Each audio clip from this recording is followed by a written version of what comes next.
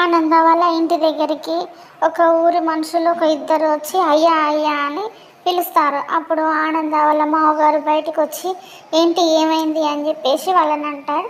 అప్పుడు వాళ్ళు అంటారు కదా, మీ మనవరాలు అమ్మవారి ఆలయంలోకి వెళ్ళిందయ్యా అని చెప్పేసి అంటారు. అప్పుడు వాళ్ళ ఇంట్లో ఉన్న వాళ్ళందరూ షాక్ అవుతారు. ఆనంద, దర్శన్ వీళ్ళంతా చూసి అసలు ఏంది ఎందుకు వెళ్ళింది అన్నట్టు షాక్ అయి నిలబడతారు. అప్పుడే శరణ్య గుడి లోపలికి వెళ్తూ ఉండగా ఒక ముగ్గురు మనుషులు శరణ్యను పట్టుకొని చంపడానికి ప్రయత్నిస్తూ ఉంటారు.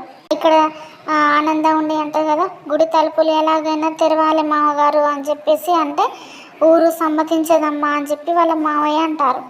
అప్పుడే పశుపతి అక్కడికి వచ్చి అంటాడు కదా, గుడి లోపలికి వెళ్ళిన ఏ ఒక్కరు ప్రాణాలతో తిరిగి రాలేదమ్మా అని చెప్పేసి అంటే ఇంకా ఆనంద ఇంకా భయపడి అంటుంది కదా, గుడి లోపలికి నేను వెళ్తాను అని చెప్పేసి ఆనంద అంటుంది.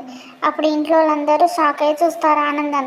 తర్వాత ఆనంద అమ్మవారి దగ్గర ఉన్న త్రిశూలం పట్టుకొని గుడి దగ్గరికి వెళ్ళి గుడి పగలగొట్టి త్రిశూలం పట్టుకొని లోపలికి వెళ్తుండగా అప్పుడే శరణ్యని ముగ్గురు రౌడీలు పట్టుకొని ఒక రౌడీ కత్తితోని పొడవబోతుంటే అది చూసిన ఆనంద తన దగ్గర ఉన్న త్రిశూలంతో వాడి మీదకి విసురుతున్నప్పుడు కత్తితో పట్టుకొని పొడవబోయిన అతను కింద పడిపోతాడు.